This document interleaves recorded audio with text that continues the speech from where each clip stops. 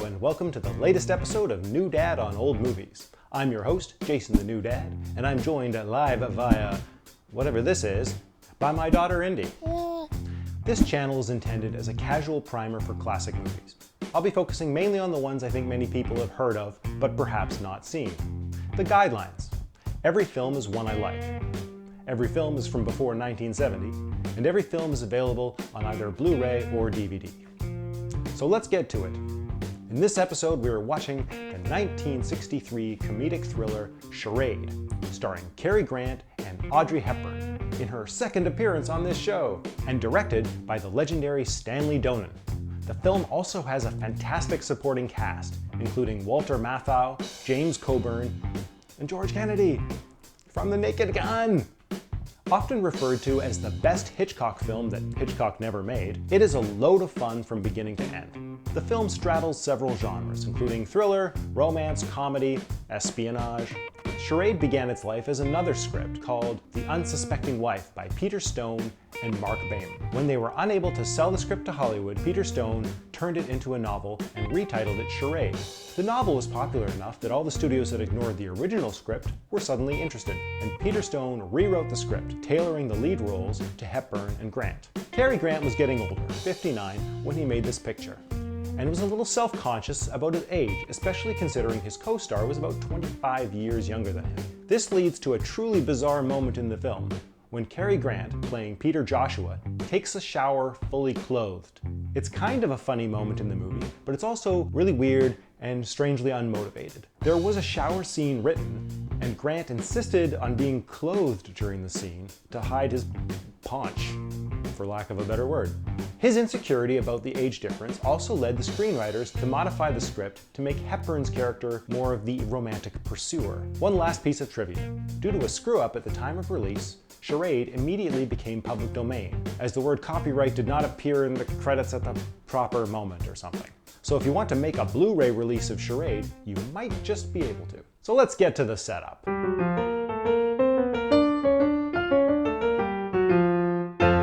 The movie starts with a Universal logo. Trivia: this logo would last until 1990's Bird on a Wire. A slow pan over the countryside rests on a train whipping by.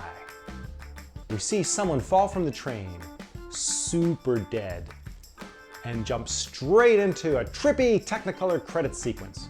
The sequence was designed by Maurice Binder, mastermind behind several James Bond openers such as Dr. No, The Spy Who Loved Me, and Thunderball. We fade to ski slopes, where Reggie Lampert is enjoying lunch. An assassin levels a gun at her and...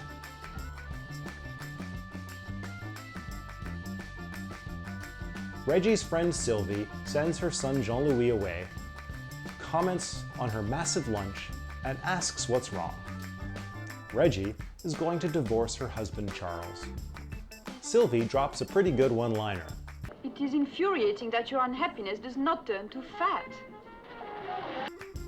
Reggie says they don't love each other, and Sylvie argues that that's not a reason to get a divorce, apparently. Reggie bemoans the fact that Charles is dishonest. Everything is secrecy and lies. Enter dashing Peter Joshua, returning Jean-Louis, who was sniping strangers with snowballs. Reggie and Peter start flirting, causing Sylvie to take Jean-Louis and give them some space. They banter more, and Reggie reveals she's divorcing. They're both going back to Paris, and they both seem like they want to see each other again. I gotta say, Grant is charming, Hepburn is charming, but the real reason to see this movie is the dialogue. It's fast-paced, it's clever, it's funny. Anyway, where was I? Now back in Paris, Reggie says goodbye to Sylvie and Jean-Louis says he wants Reggie to write him a letter if she moves back to the US because he likes to collect the stamps. Reggie goes inside and discovers that her home has been cleared out. In panic, she runs headlong into Inspector Edouard Grandpierre, played by Jacques Marin, who asks her to accompany him to the station, where the body of her husband Charles is waiting to be identified, which she does. Grandpierre tells her he was found next to the train tracks, dressed only in pajamas, and that he was on his way to Venezuela. He then asks her a bunch of questions and she seems to know nothing about her husband. Grandpierre reveals that just the previous week, Charles sold everything they own at public auction. Grandpierre says the money from the sale, about $250,000, hasn't been recovered, and shows Reggie the contents of the only bag that was found in his train cabin. The bag contains very little: a wallet, a journal, a letter to Reggie. She reads it, but it is no help. There's a key and some toiletries in there, and that's it. What's the key to? Grandpierre also reveals that Charles has multiple passports from different countries. Back in the very empty apartment, Reggie is smoking in the dark when the door opens, revealing Peter Joshua. He came to pay his respects, which is totally not stalkery when you just met somebody and you aren't supposed to know where they live. But Reggie doesn't mind. Reggie says she may go back to doing translation for a living. Peter offers to drop her off at the hotel and she accepts. We cut to Charles's funeral, which is underattended to say the least. Sylvie and Reggie talk about the lack of attendees, while Inspector Grandpierre sits in the back clipping his fingernails. Suddenly, a latecomer, Leopold Gideon, played by Ned Glass, arrives, apparently just to sneeze on the corpse. He takes a seat just as Tex Pantalo, James Coburn, enters. Tex checks to see if Charles is still breathing, and satisfied that he's dead, he pays respects to Reggie and takes a seat as well. Just as Herman Scobie, George Kennedy, enters. He too tests for Charles's deadness and then leaves. Reggie receives a letter from Hamilton Bartholomew of the Foreign Service asking her to come by to discuss Charles's death. Bartholomew would be played by Walter Matthau, but we haven't gotten there yet. But that's where I'm going to leave it. What did Charles do with the money? What's Peter Joshua's motivation? And who the heck were all the shady characters at the funeral? Watch Charade and find out. I'll give the scene stealer to Jacques Marin as Inspector Grandpierre.